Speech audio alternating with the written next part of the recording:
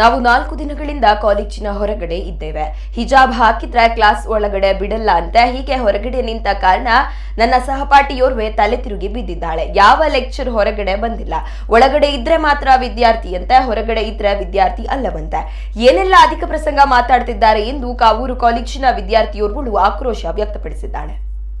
ಅಂತೆ ಒಳಗೆ ಹೋದ್ರೆ ಸ್ಟೂಡೆಂಟ್ ಅಂತೆ, ಹಿಜಾಬ್ ಹಾಕಿ ಒಳಗೆ ಬಿಡಿ ಅಂತ ಹೇಳಿದ್ರೆ ಅದು ಅವರಿಗೆ ಆಗುದಿಲ್ಲ. ಅಧಿಕ ಪ್ರಸಂಗ ಮಾತಾಡ್ತಿದ್ದಾರೆ. ಅಲ್ಲಿ ಹ್ಯುಮ್ಯಾನಿಟಿ ಇರ್ಲಿಲ್ಲ ಅಂತ ಕೇಳಿದಕ್ಕೆ ಮನೆಗೆ ಹೋಗಿ ಅಂತ ಹೇಳ್ತಾ ಇದ್ದಾರೆ. ಒಬ್ಬರಿಗೆ ಅಲ್ಲಿ ಹ್ಯುಮ್ಯಾನಿಟಿ ಕೂಡ ಇಲ್ಲ. ಅವರ ಲೆಕ್ಚರರ್ ಅನ್ನೋದು ಕೂಡ ಮರೆತು ಅಲ್ಲಿ ಮಾತಾಡ್ತಿದ್ದಾರೆ. ಒಬ್ಬರು ರೆಸ್ಪಾಂಡ್ ಕೂಡ ಮಾಡ್ತಾ ಇಲ್ಲ. ಅಲ್ಲಿ ಒಬ್ಬರು ತಲೆ ತಿರುಗಿ ಕೂಡ ಬಿದ್ದಿದ್ದಾರೆ. ಫಸ್ಟ್ ಕಾಮರ್ಸ್, ನಾನು ಗೌರ್ಮೆಂಟ್ PU ಕಾಲೇಜ್ ಕಾವೂರಿನಲ್ಲಿ ಕಲಿತಾ ಇದ್ದೇವೆ.